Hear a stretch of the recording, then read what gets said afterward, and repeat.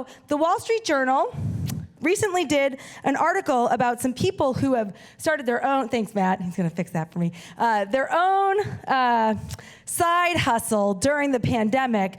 They have decided to work 2 full-time jobs without the other job knowing about it, right? So because they can do this remotely, and they have to juggle a bunch of things, but most of them said they work no more than 40 hours combined for both jobs. So they're not working more than 40 hours doing 2 jobs. Some of you are taking notes like, I wonder if I could get away with that. So, and they're keeping it from everyone, and they've got all these tips and tricks on how they're doing it. Like they have 2 different computers or 2 different devices, and sometimes they have to be on a meeting at the same time, so they mute it, and they said every once in a while they get called on at both meetings at the same time, so they just drop one of the calls, and then they come back like, so sorry, bad internet. What were you asking again? Or they're known to like decline all meetings. They're like, no, we could just work on that over Slack. That'll just save everyone's time. So people think, oh, they're very efficient. Or what they'll see is if a project is going offline, they're like, well, I'm not gonna step in and make that better because that helps free me up if this project gets bogged down. Or if they have an overambitious coworker,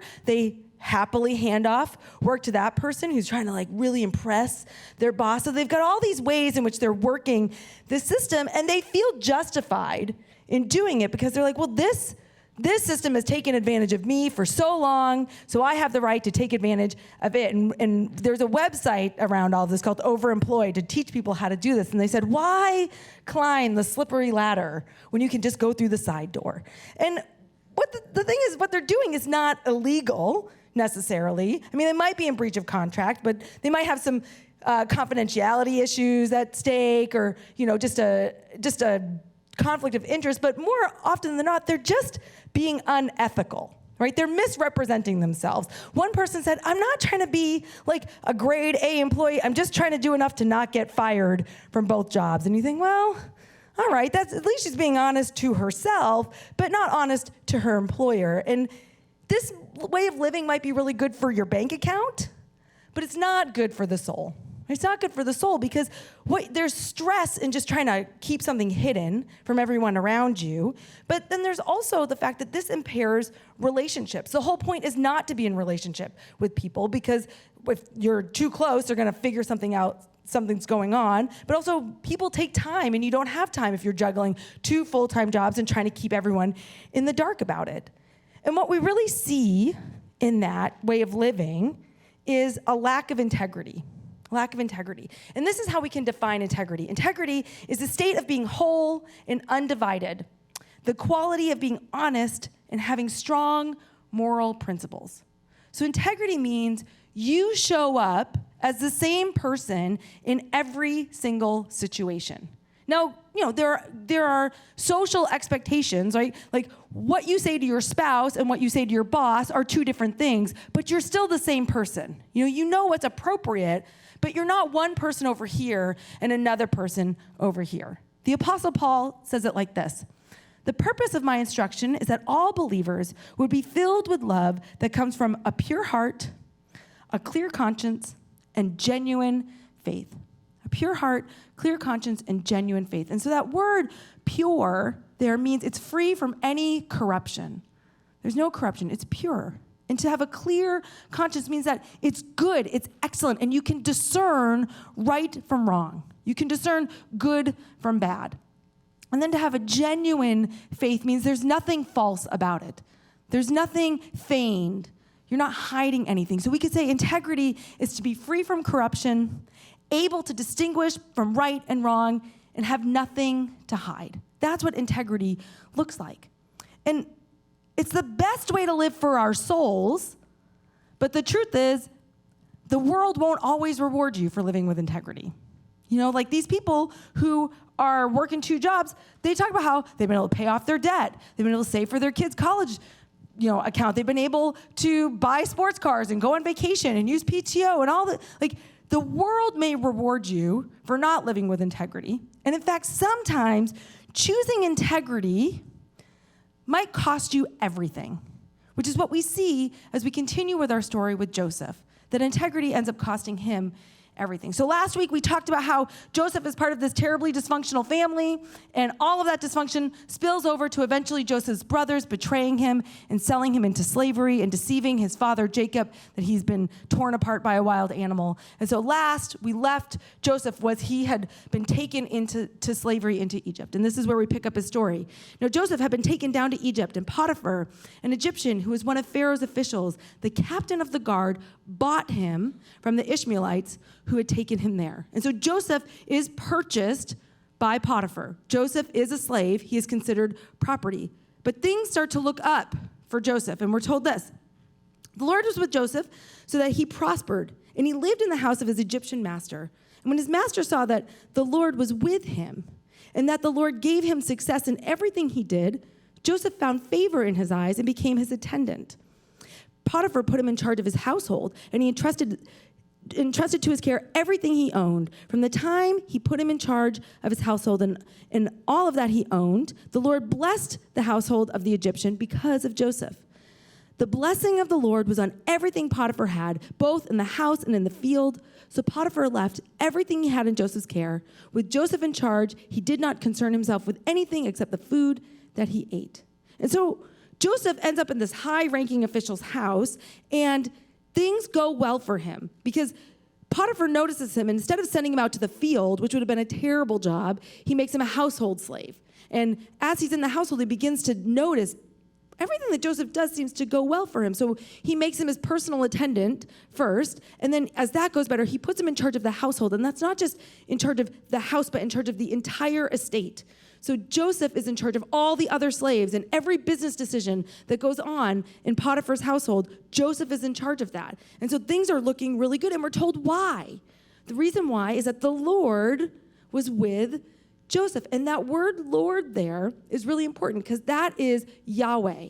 And that's the covenantal name of God, right? There's lots of different names, and often we see Lord or God in our translation, but there's all sorts of different names in the Hebrew and in the Greek. But in this one, the Hebrew is Yahweh, and that's the name of the God who made the covenant with Abraham to form a nation. Remember, Genesis, the book that we're in, we're at the end of Genesis. Genesis means origins, and it's the origins of the nation of Israel. And that nation begins with a covenant, with a faithful promise that God makes with Abraham. And he says this, "Go from your country, your people, and your father's household to the land I will show you. I will make you into a great nation, and I will bless you. I will make your name great, and you will be a blessing. I will bless those who bless you, and whoever curses you, I will curse. All peoples on the earth will be blessed through you." And so Abraham has promised, go here. I'm going to go with you, and I'm going to make you into this great nation, and whoever blesses you, I'm going to bless as well. And through you, everyone will be blessed. And then his son Isaac, as he's traveling along, is given this promise. Stay in this land for a while, and I will be with you and will bless you. For to you and all your descendants, I will give all these lands and will confirm the oath I swore to your father Abraham. And so again, Isaac is promised. God, Yahweh, will be faithful to that promise. He will be with him. And then Jacob, when he's out in the wilderness, he's run away from his brother. Jacob is Joseph's father. He's given this promise. I am with you and will watch over you wherever you go, and I will bring you back to this land. I will not leave you until I have done what I have promised you. And so when we're told that the Lord is with Joseph, we're told God is being faithful to that covenant. God is Yahweh, the one who said to Abraham that he'll be with him, and to Isaac and to Jacob. That same God is with Joseph. And so it seems like everything's going great. Everything's going to go his way, and it seems that way until it doesn't. And then it all goes downhill. So we're told this. Now Joseph was well built and handsome, and after a while, his master's wife took notice of Joseph and said, "Come to bed with me." So that term, well built and handsome, the Old Testament is really short on details for most people. That term is only used for two people, Joseph and his mom, Rachel, right? And so if we think about how attractive Joseph is, I want you to think about your celebrity crush, the person that you're like, that person is out of my league. They're so amazing, right? They're this fine human specimen of what it looks like to be attractive. That's the level that Joseph's at, right? He is one of the most attractive people that you've probably ever seen. And so Potiphar's wife takes notice. And what we see here is she says, come to bed with me. This is not a seductive, sweet, playful, flirty statement. This is a command, right? That's the language of that word is a command because she has all the power. She is talking to a slave that she desires, right? And so she commands Joseph, and Joseph refuses. Joseph refuses, and he says this, but he refused. With me in charge, he told her, my master does not concern himself with anything in the house. Everything he owns, he has entrusted to my care. No one is greater in this house than I am. My master has withheld nothing from me except you because you are his wife. How then could I do such a wicked thing and sin against God? And though she spoke to Joseph day after day, he refused to go to bed with her or even be with her. And so Joseph refuses her. And he refuses her on two grounds. One, this would break the trust that Potiphar has put in me, right? Like, look at all that Potiphar has entrusted me. That would be wrong against Potiphar. But also, this would be a great sin against God. When we here at The Well talk about you're called to love people, love God, right? That's what Joseph's life right now is centered on. This would not be loving to the people around us, and this would not be loving to God. And so he refuses, but she doesn't relent, right? It says day after day after day, she comes at him and commands him and desires this. And she's relentless. She will not take no for an answer. And we have to be really clear. Joseph saying no to her is a big deal. Because one, remember, he is a slave. As much as he's been given authority and entrusted with the estate, he is still considered property. He is not a free person. And so they're not on equal terms here. So there's that power dynamic. But in addition to that, Joseph is in his early 20s, okay? And so let's just think about biologically a young, handsome man in his early 20s, and here's this woman who's asking to have sex with him, and for him to be like, as a man, just saying, nope, nope, nope. He could have easily justified this, right? He could have been like, well, this would be easier. She'll let me alone. It could be fun. But he is so focused on God. He's so centered on God that he's able to say no. He's able to say no. And we would think Joseph's choosing to do the right thing. Amidst all this pressure and all the reasons why he wouldn't choose to do the right thing, he chooses to do the right thing. You think that will be rewarded, right? Because right up until this point, it seems like you could make a really good case for the health and wealth gospel here, for the prosperity gospel of if you're doing the right things, then God's with you and things start to go well for you. But that's not quite how the story goes. So as it continues, we read, one day he went into the house to attend to his duties, and none of the household servants was inside. She caught him by his cloak and said, come to bed with me. But he left his cloak in her hand and ran out of the house. When she saw that he had left his cloak in her hand and had run out of the house, she called her household servants. Look, she said to them, this Hebrew who has been brought to us to make sport of us. He came in here to sleep with me, but I screamed. And when he heard me scream for help, he left his cloak beside me and ran out of the house. And she kept his cloak beside her until his master came home. And then she told him this story.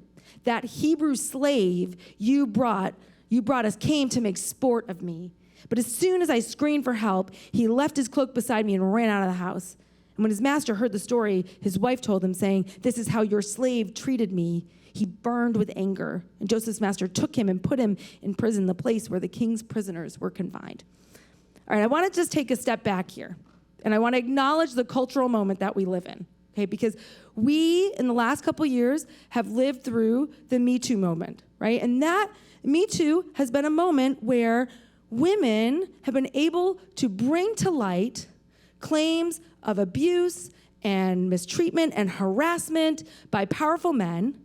And it's not just women. There's been men who've been able to do this too. But for the most part, it's been women who've been able to say, this is not okay, right? And we've seen a reckoning around this. But there's also the fear, right? And we've heard this fear of like, well, what if someone falsely accuses someone else and then their career is ruined because we're so quick to believe a claim? I just want to step back and say, that's not what's going on in this story, right? We need to be really careful when we read a cultural moment into a historical text. This is an ancient text, and that's not what's happening here. This text can help us understand our moment, but our moment should not be read into this text. And unfortunately, I've spent a lot of time researching around Joseph, and a lot of people have done that. Like, this is the problem with Me Too. We have to be careful. This is not a Me Too moment in the same way that we see it culturally. So I need to name that so that we can hear it in its own context. Because what we have to remember is, while there is a false accusation here, Potiphar's wife is the one with all the power.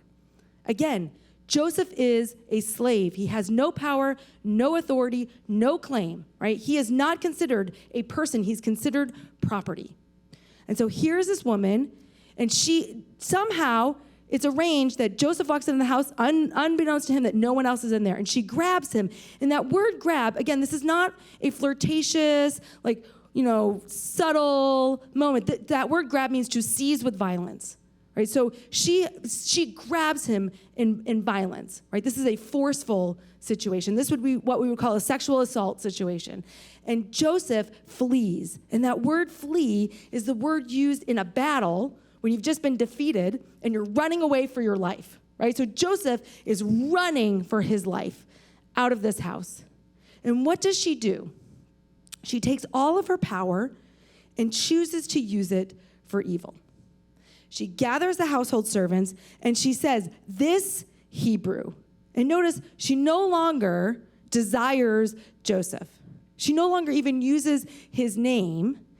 She makes sure that she emphasizes his ethnicity, that he is different. Why? Because you have to imagine all the other slaves there who are probably Egyptian, right, are feeling like you brought in this foreigner, and now he's over all of us. And so she's stoking all of the animosity and all of the hatred there. And then she keeps the cloak beside her, and when Potiphar comes home, she goes further. She says, this Hebrew slave, right? Not this person, this Hebrew slave that you brought here. And so she emphasizes his status, and she emphasizes Potiphar's role in the whole situation. She shifts the blame to Potiphar, and we're told Potiphar responds with anger. But what's interesting is the crime of attempted sexual assault, just attempted by a citizen, by an Egyptian citizen, is death.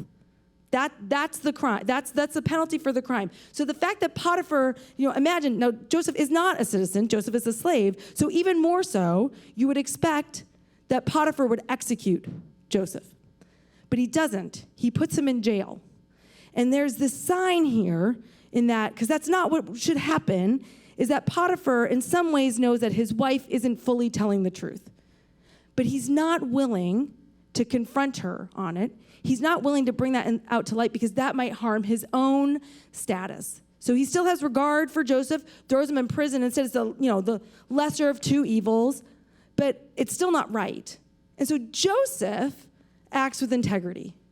Joseph has a pure heart, a clear conscience, a genuine faith, and instead, he falls victim to everyone else's lack of integrity around him. Once again, other people's evil choices cause him to suffer.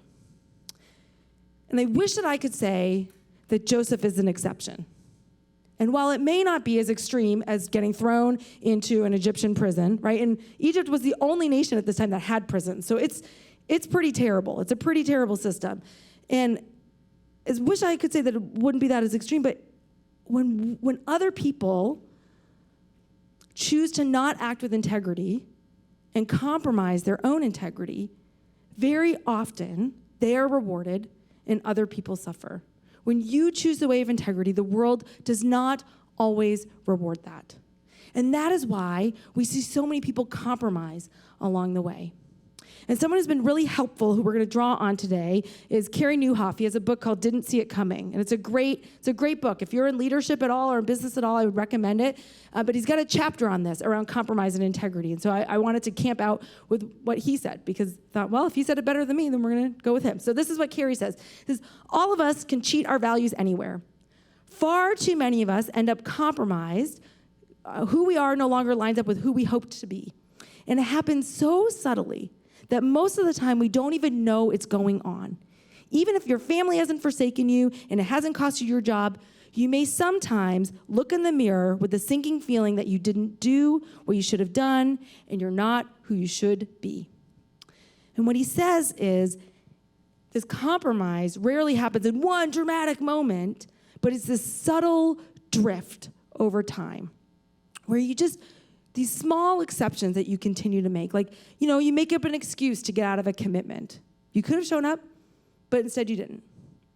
You fudge the truth on your expense report a little bit. You're like, I drove 10 miles more than I said I did. Or this cost a little bit more than what it really did. You claim an item on your tax report, that isn't really business related, but you kind of I've been there before. I'm at dinner with someone, I'm just going to mention that I do this and now I can write this dinner off. You're like, we didn't really talk about your business, but, all right. You lie for your child to get them out of a difficult situation.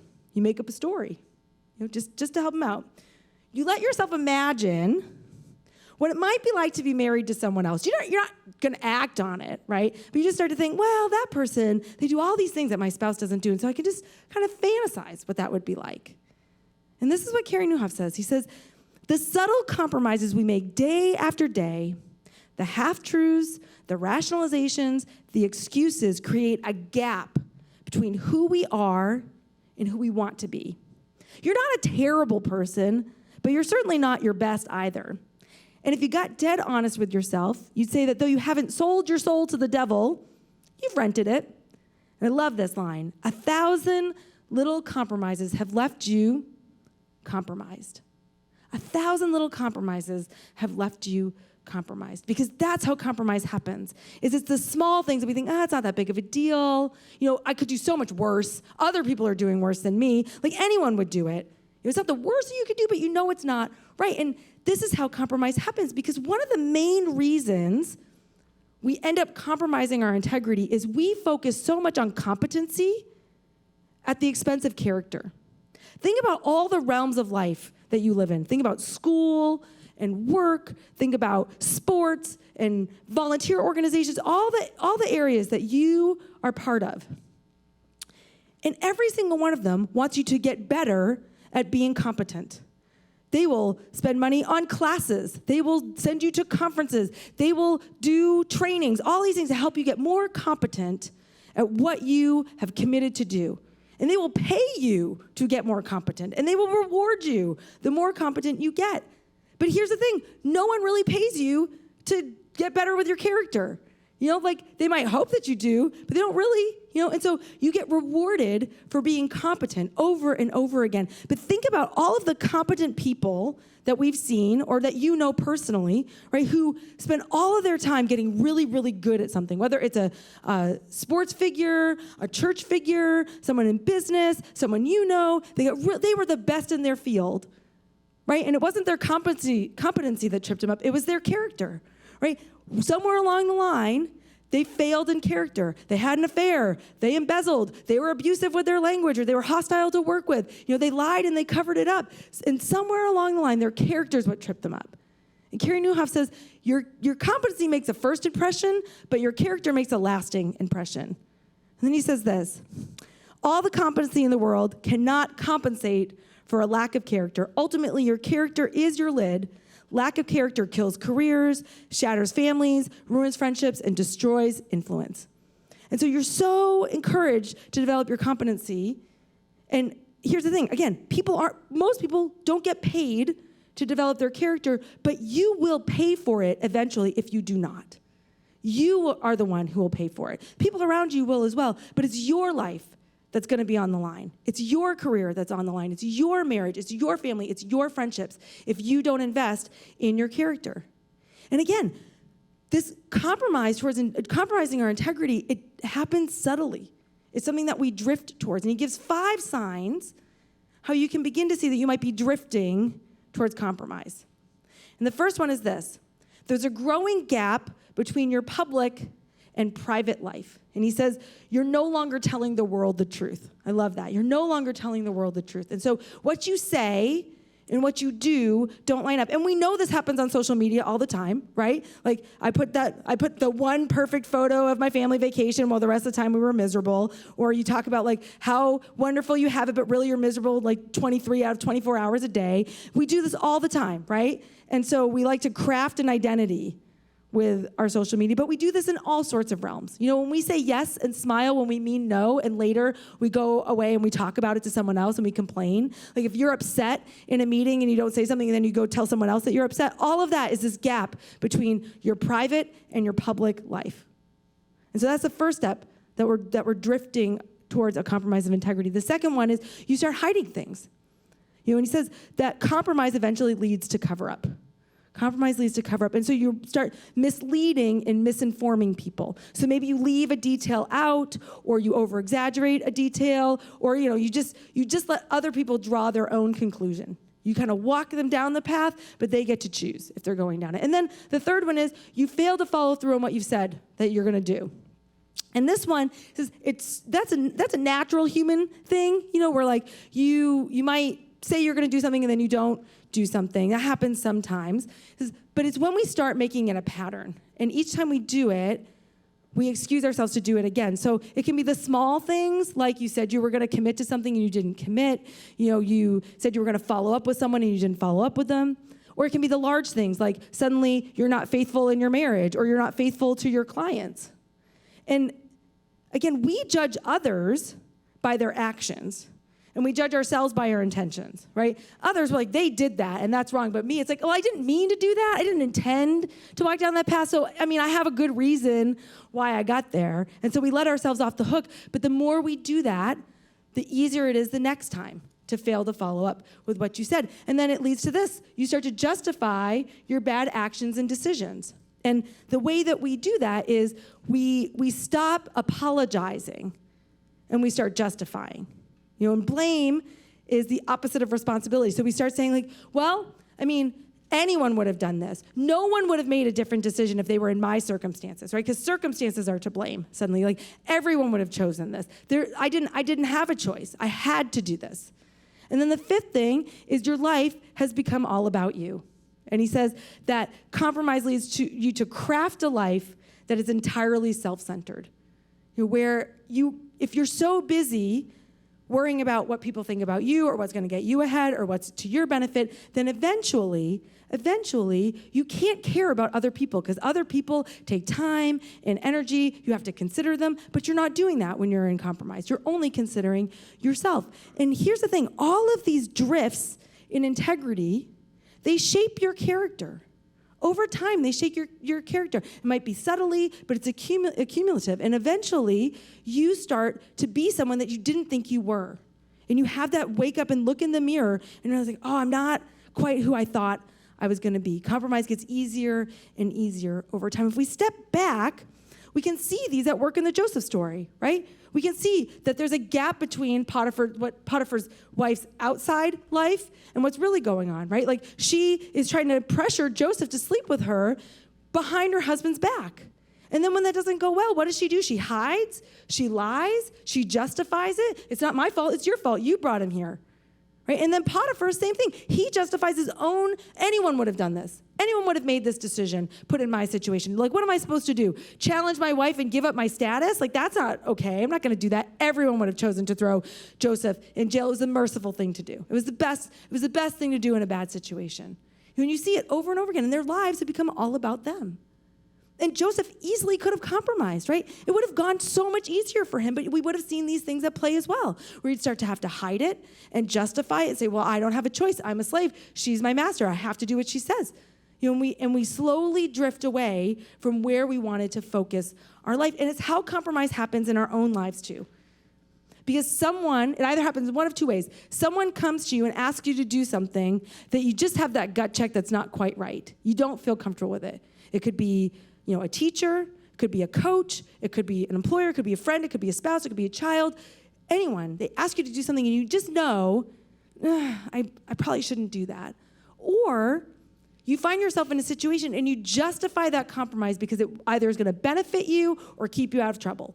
And you think, it's not that big a deal, it's just a small thing, but it's going to make things go easier for me, and anyone would choose it. Anyone would do this, right?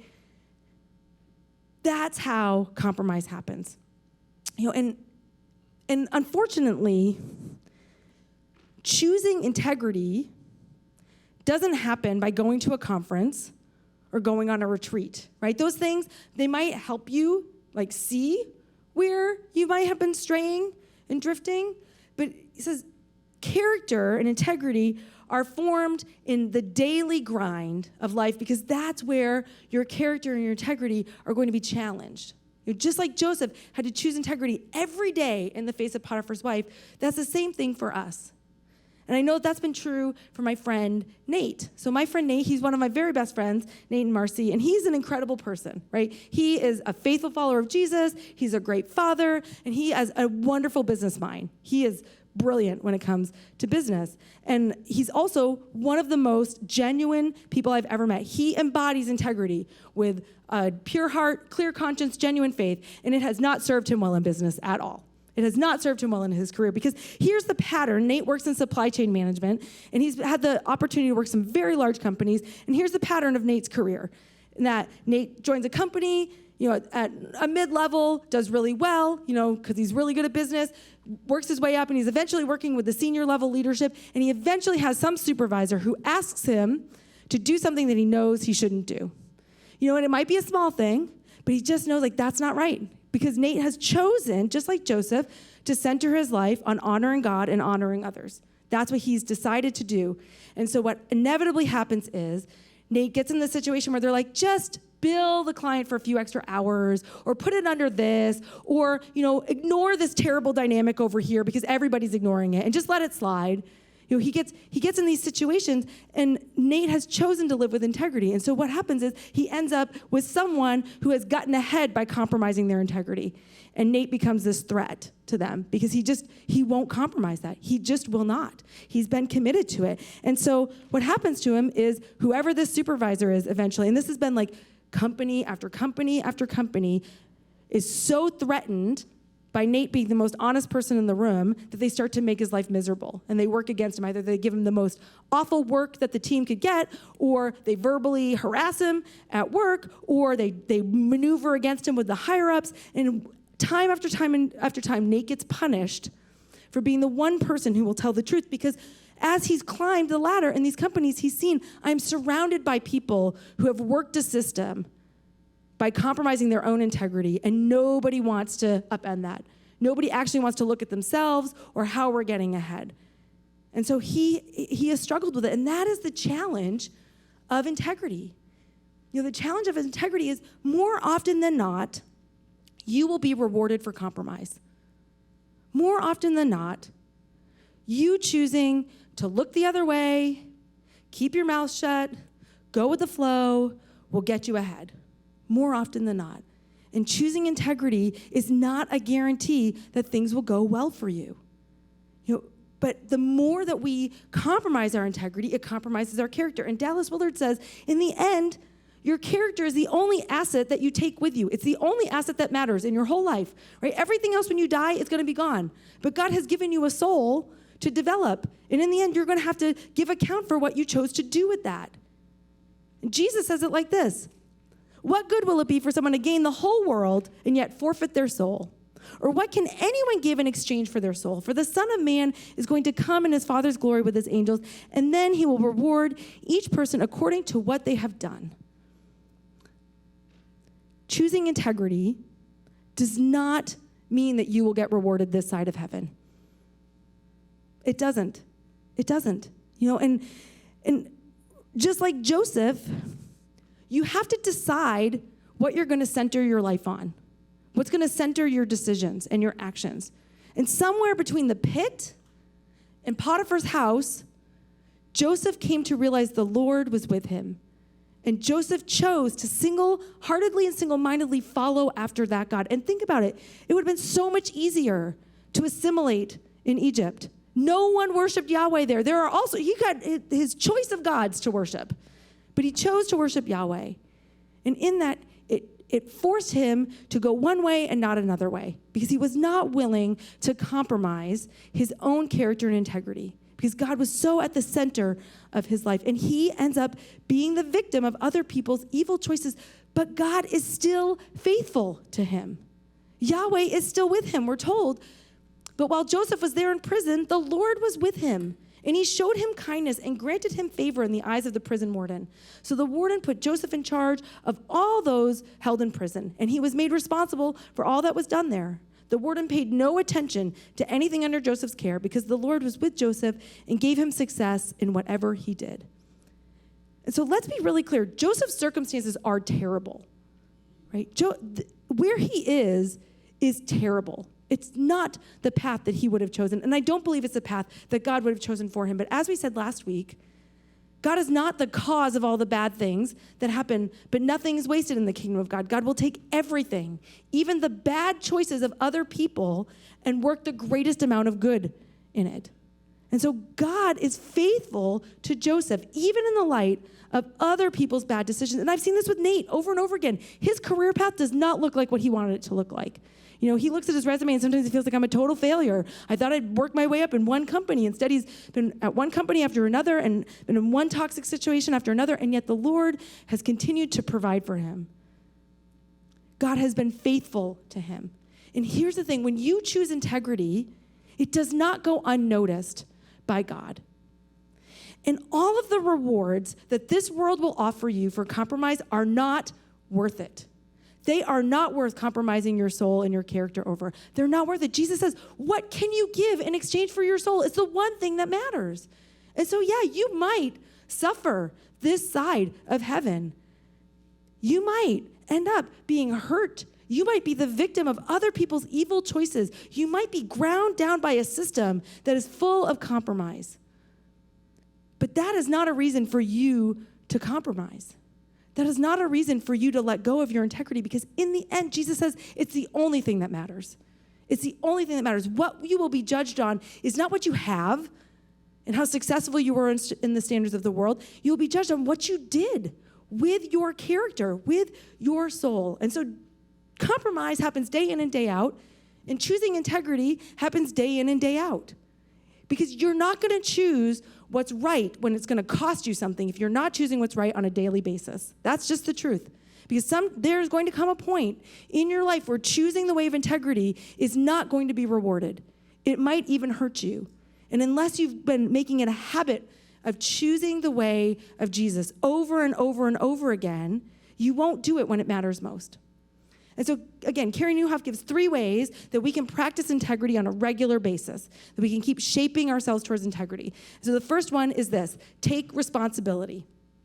Take responsibility. You see where you have compromised and own it. Accept that you're the problem. Again, blame is the opposite of responsibility. So sure, you can blame your circumstances, your spouse, your boss, your company, your coach, your teacher, your kids. You can blame whoever, your neighbors, whoever you want. None of them make you compromise. Nobody makes you compromise your integrity. It doesn't matter if they're compromising their integrity. Nobody makes you compromise yours. You alone are responsible for the decisions that you make. And so we have to get real honest with ourselves about where we have started to let ourselves off the hook, where we've started to drift, If you've been taking money that's not yours, if you've been taking office supplies that are not yours, you think, well, this company takes everything from me, I can take this whole thing of Post-its. Well, why? Why do you think that you deserve that? It's still stealing. If it's not yours, it's stealing, right? Misleading others with false accounts, cheating on a test, cheating on your spouse, lying about how much work you do, looking the other way when others are deceptive. Those are all choices you're making. No one's making that choice for you. And so the first way to choose integrity is to start looking at what ways have I compromised? Because your character is the one thing you take with you in the end, but it's also the one thing you take with you everywhere you go. You can't get away from yourself. You are the common denominator in your life. There's a song by the Avett Brothers. They're one of my favorite bands, and they've got a great line that says, nothing happens here that doesn't happen there, right? Like, you take you with you. And so if you don't work on you, you can change everything else in your life, and that's not going to change, right? So take responsibility. The second thing is make your talk match your walk. Make your private walk match your public talk. And I love this because Carey Nieuwhof says most of us, if we actually had to broadcast the truth, we would not like that. It's really uncomfortable. And he says, eventually, if you're honest, if you're committed enough to say, I'm going to make what I say in public and what I do in private match, if the truth is so uncomfortable, you will eventually change what is true, right? And think about this. Again, social media. I know so many marriages that are riddled with bitterness and anger, and yet they come up to whatever anniversary it is, and they put this big picture up of them out at dinner, be like, married for 35 years. Really, if it was honest, they'd be like, we resent each other. We can't stand being around one another. We make others uncomfortable all the time in our dynamic, but we had a great dinner, right? If they were really honest about it, but instead once a year they put up a picture, it's like, look at us, aren't we so great? Longevity is not the sign of a good marriage, right? You can be miserable for many, many years and still not have a good marriage. So if we really got honest, Steve and I made this commitment with Nate and Marcy, our best friends, when we were newly married, that we would not show up at each other's houses if we were in the middle of an argument. And so we were going to meet them for dinner one day, and Steve and I were working through something, and we had to call and be like, yeah, we're going to be late. And then we still weren't resolved, so an hour later, we're like, I don't think we're making it for dinner, and we had to just be honest about this is what's going on. If you choose to say, I'm someone who's late all the time, or I'm someone who I can't take on that project, I'm not responsible enough, or I'm out of my league, or I gossiped about you. If you actually made your talk and your walk line up, and it was public enough that people could see it, you would change the way that you walk. You would, because it's not about changing the way that you talk. It's not about hiding more. It's about being who you say you want to be. Have the humility to admit your shortcomings and then work on them. And the third thing then is put yourself first when it comes to personal growth. Put yourself first when it comes to personal growth. It is more selfish.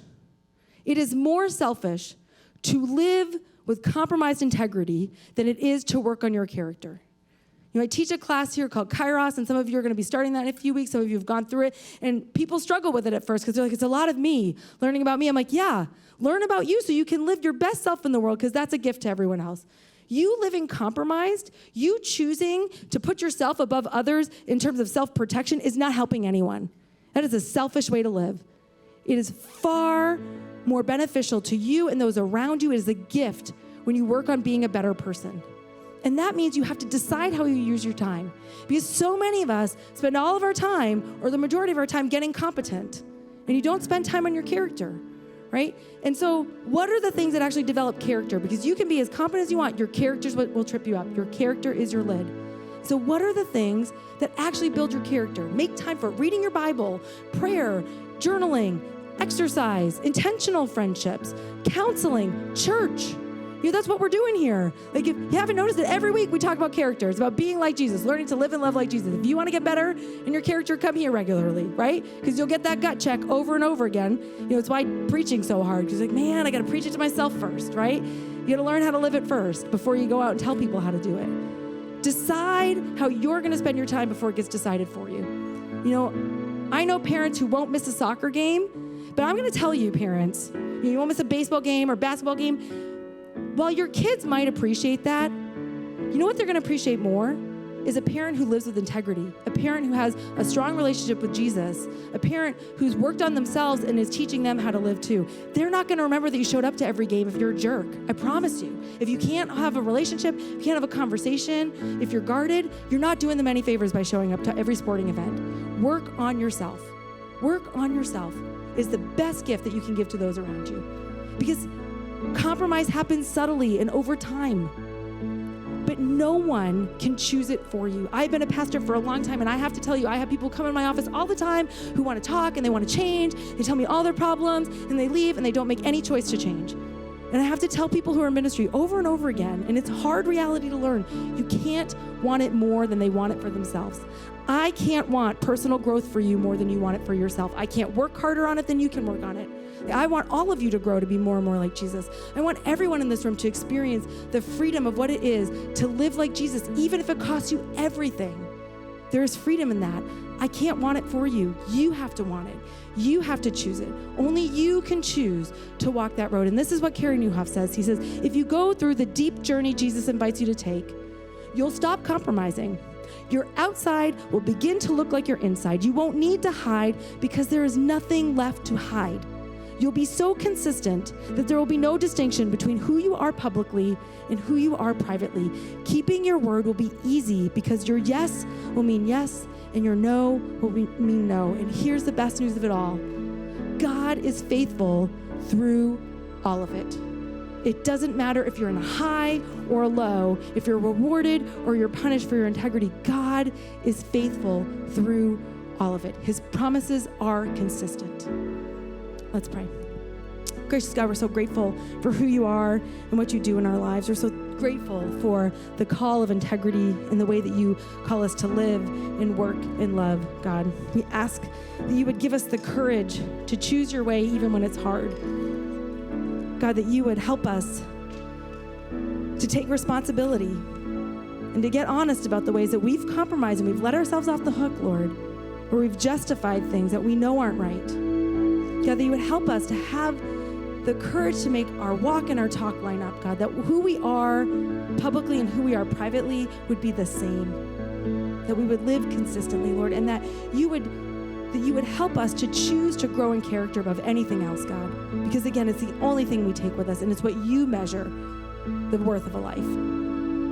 God, thank you. Thank you for this opportunity each week to come and grow, to be more like you. Help us to lean into that, God. Help us to not leave here and just ignore what it is that you're putting on our heart, Holy Spirit, but that we would take notice and that we would take steps towards it. Because you want to set us free to be who it is that you've created us to be, and we're so grateful for that. And we pray all this in Jesus' name.